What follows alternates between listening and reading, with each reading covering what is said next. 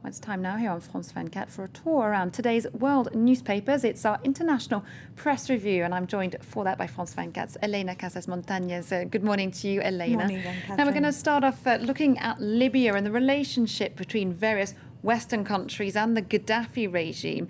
We've heard about links there with British secret services and the rendition of terror suspect. Is that continuing to make the front pages?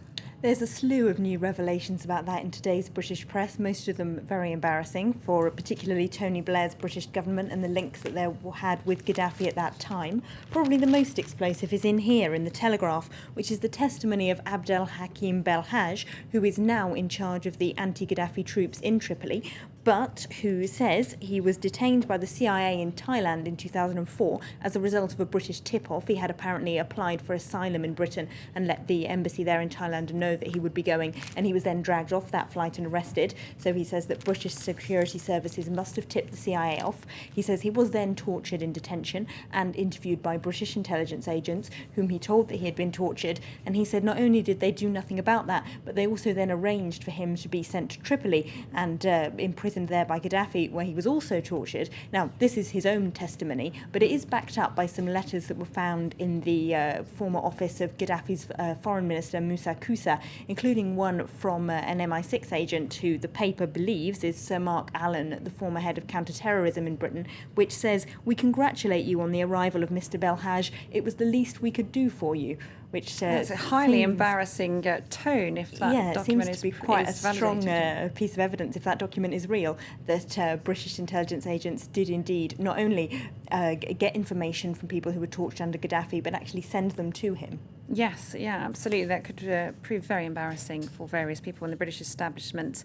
Moving on now, Elena, plenty of papers starting their commemorative coverage of the 9/11 terrorist attacks. Of course, that 10-year anniversary coming up soon on Sunday. You've been looking at a piece in today's Guardian newspaper from the UK on how security companies may have profited from the fear of terrorism. Yes, of course, there's tons of stories around the anniversary, as you might imagine, but there is a piece in The Guardian which is particularly interesting, strongly titled How Firms Cashed In on the Climate of Fear, and it looks at the growth of what they call the national security industrial complex around 9/11 and the private contractors taking over the roles of American soldiers in war and of American spies on the domestic front.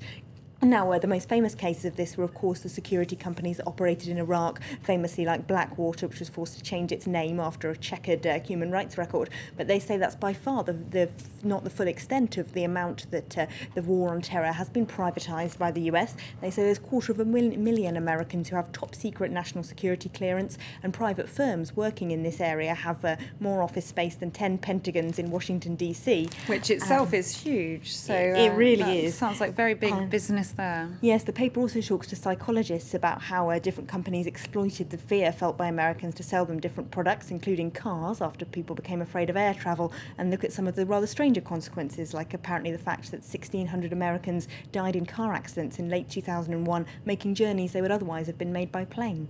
Absolutely fascinating stuff there. Now, on to the economic crisis. No avoiding it. That made headlines in the French press today. What about the rest of the European papers? Let's take a quick look at Italy's La Repubblica. Of course, they're going out on general strike today, but the editorial in the paper says there's just no point, because it seems that Berlusconi's government is determined not to listen to what goes on in the street, and indeed to pass measures completely ignoring what the unions there are doing. And they say there's just no one in charge of the good ship Italy, and it's heading for a wreck, in the editorial there. Okay, so not mincing their words there. Not at all. Finally, briefly to Mexico, where tweeting can apparently land you in jail. Yes, this is a story in the paper La Jornada, which is made a lot of noise around Latin America. It's two people in Veracruz in Mexico who have been jailed for a terrorist act, which was telling people that there were kidnappers stealing children from schools in Veracruz.